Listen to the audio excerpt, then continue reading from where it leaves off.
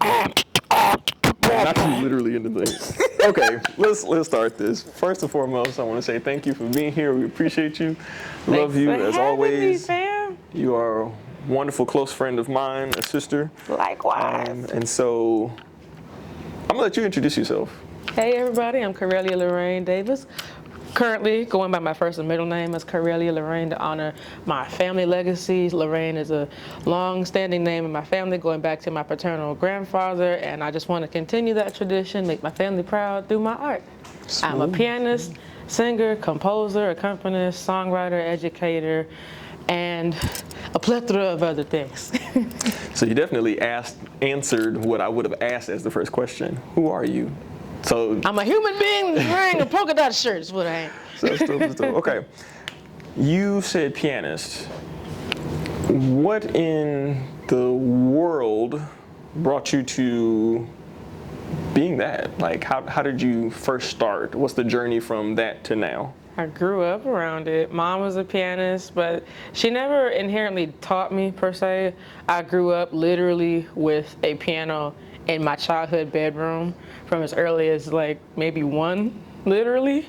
And that's because Mom is an accompanist and a music educator as well and a choral director.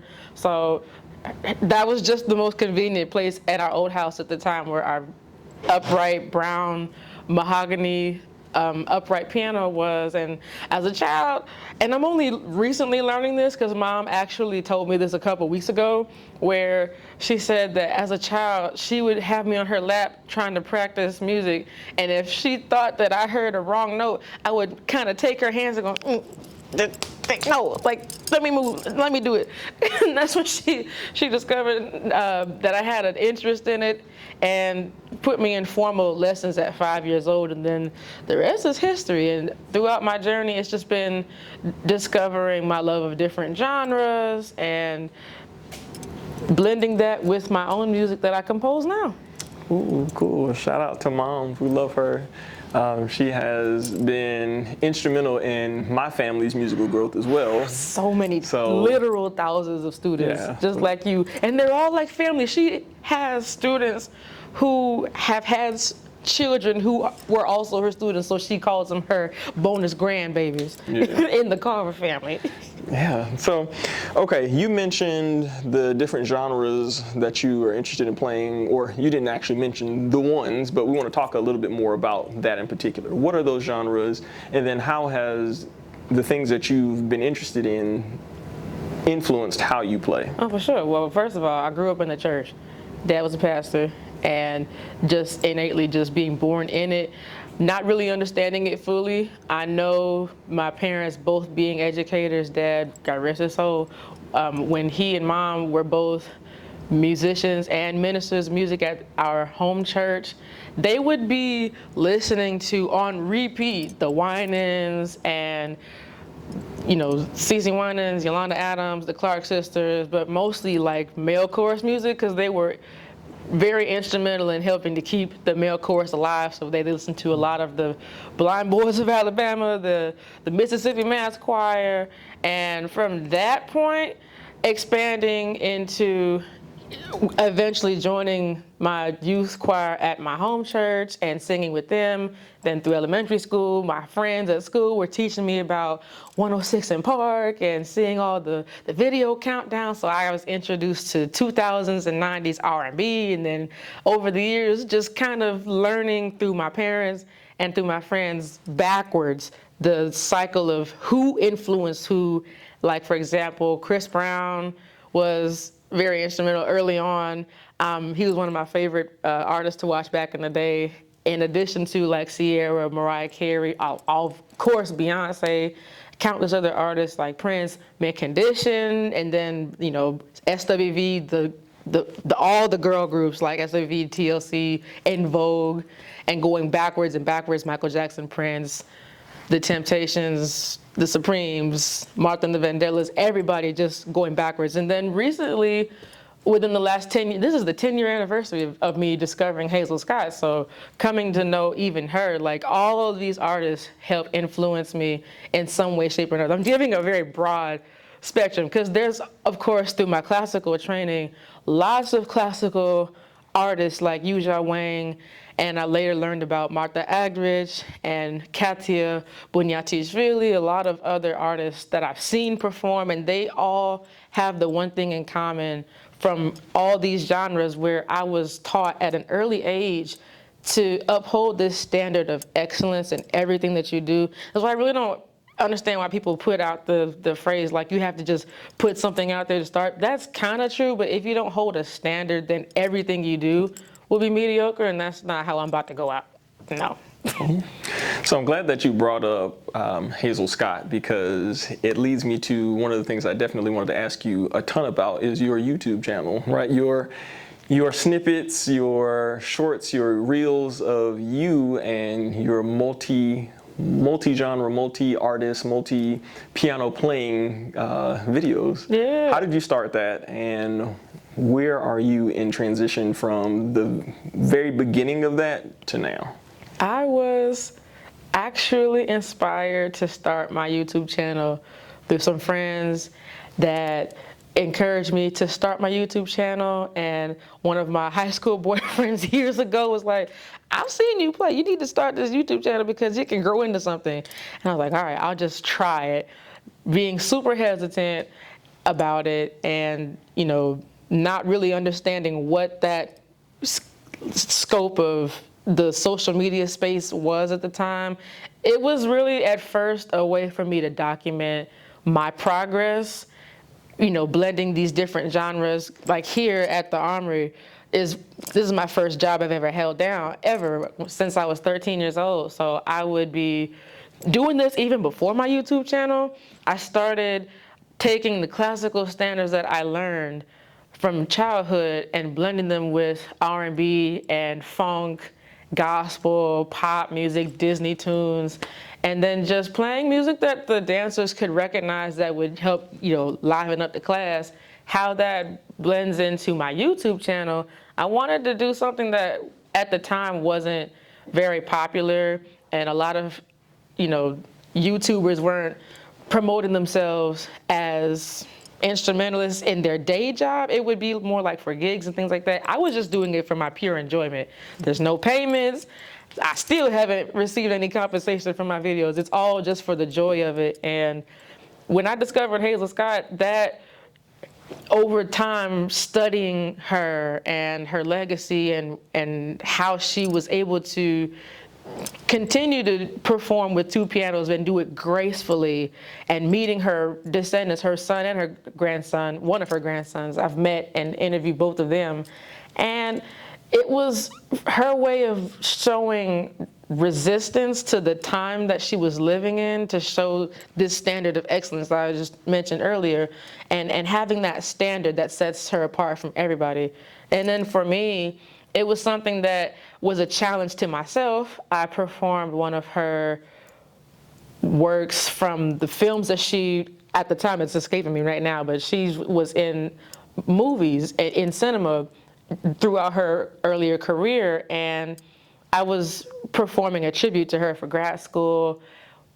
Did that, and it was originally supposed to be a one-time thing, and I loved it so much, I was like, let me see if I can just keep doing this and keep expanding on what I already know how to do, which is blending genres, but infusing my classical music with pop standards, R&B, much like Hazel Scott did. And like I said, it's always been for the love of music. All right, now I'm gonna ask you the big one. And for those of you that are listening and or watching and or listening. Well, how big is it? It's not that big, but it's pretty significant to your journey as an artist. Again, me having the luxury of knowing you for so many years and following you on social media, I get to see you when you get to travel to different places. Oh yeah! So I want to know a little bit about some of the more recent experiences you've had as a musician who's had the opportunity to go to some notable places. Hopefully you'll say what they are, and that'd be the surprise. Okay, well, my more recent traveling adventures came from, like I mentioned earlier with Hazel Scott, having that resistance, doing something that pushes the norm that people say that you can't do. I as of recently have discovered one thing about myself. I love proving people wrong.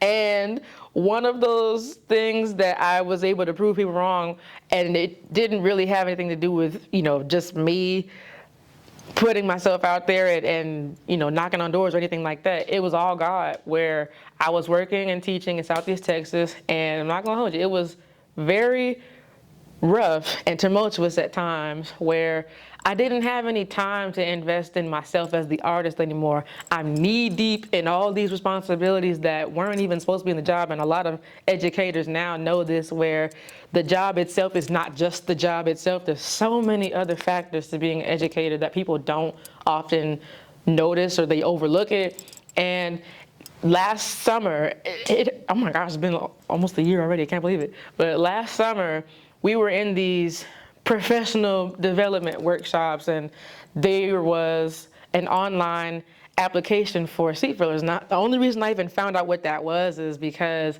I have the novel by the entrepreneur Arlen Hamilton, and in her novel, she mentions finding an ethical way to get your foot in the door, because there's so many ways to get in the music industry, but nobody can say if you do it one way, it's the right way or not.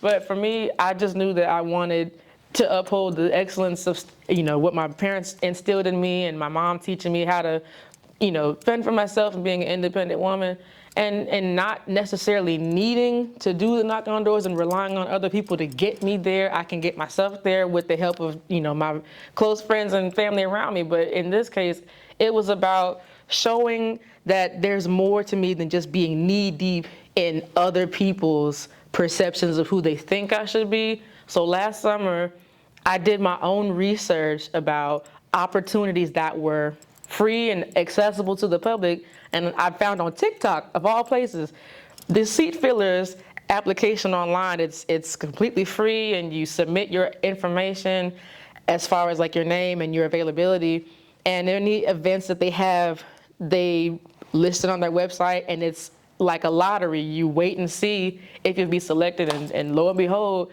on my first time, this hardly ever happens, because I never enter contests, so I was just as surprised as y'all. But when I entered the contest, it was like, I'm gonna make the most of this, and I'm gonna show that something can be produced from this that's good, because there's so many different stereotypes about what the entertainment industry is, and how there's so many pitfalls for artists not reading the contracts and being associated with people who have differing views, and just you have to be careful who you meet in general, and getting to know people is a big part of that.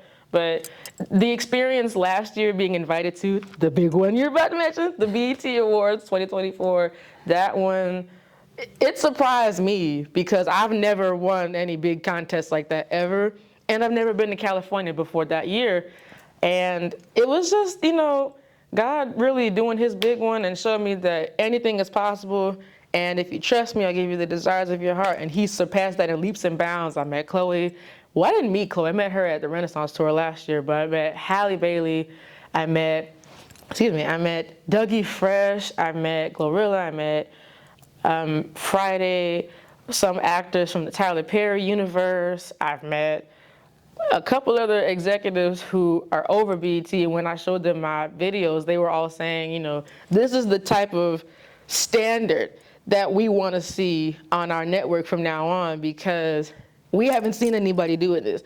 And the only reason that was because of what we had mentioned earlier, the years of just doing it for the love of it, and building up my social media platform and my YouTube channel just as my own personal barometer of where I see myself in the future and what I want to do. Y'all don't even know what y'all are just like getting the surface of what it is I'm really trying to do and what I'm aiming to do. But my social media is like a sneak peek that gives people just enough of what to expect for the future. So one day, whenever I perform on stages like the BET Awards or Grammys and things like that, you would have already seen the work and the years of putting myself out there when nobody was checking for me, and just doing it for the love of it, just for the love of music. So we're definitely going to link all of your social media and hopefully your YouTube in here as well, so that they can go ahead and check that out for themselves. And there's so many more things I want to ask you, but I know it's not enough time. the last question I'm going to ask you is, what do you want to leave for artists? Either advice, a channel that they need to check out, a book they need to read, something to inspire them, motivate them to continue to push forward through their journey the same way that you have. Ooh, that was a fully loaded question. I love fully loaded questions. If I can dissect it the best way I can. Yeah. Advice, I'll give some advice to artists that I wish someone instilled in me at an early age, and that was, you don't have to over-explain yourself to people. Whatever journey you're on, whether you've been in one season and you have to pivot to something else, don't ever be ashamed to pivot to something, and especially if you love it. Like, don't let people's perceptions of what they think you should be known for or how much money they think you should be making for your art. You move at your own pace, and most importantly, listen to God and your intuition, because He is the driving force that will show you where you're supposed to be. And if you follow Him, you'll never go wrong. As far as material to read, I can't really offer much because I don't want to give too many suggestions, especially if it doesn't fit for everybody's situation. But what's helped me in the last couple of weeks, especially, has been Yvonne Orji's novel, Bamboozled by Jesus. And in reading her novel and her memoir, rather, it really parallels a lot of the places in my life where spiritually I could feel myself being pulled into another avenue that allows me to be more of a creative. But along that process came with a lot of rejection. It comes with a lot of uncertainty and second guessing myself and people telling me that I'm crazy. But big results come from doing things unconventionally and just, sticking to your intuition and not being afraid to do things that people aren't doing, pushing the envelope. We can't just keep recycling the same art that we're seeing. The whole point of being innovative is that you have to dig deep in yourself, or maybe not even look that far. Do the thing that you know would separate you from the rest, and be unashamed to be different. Cool. Well, again, thank you. Appreciate you. Love you. And that's our time. I love you, brother. Peace. Hi, Zeph Jones here. I want to say thank you for watching the video. I appreciate you ever so much for the support that you've given us. If you want to be a part of our interview series, if you want to support us, or if you want to just vibe with us, right? You can find that down in the description below. Make sure that you subscribe to the channel. That's how you support us for our work. And we look forward to hearing and seeing more from you. Peace.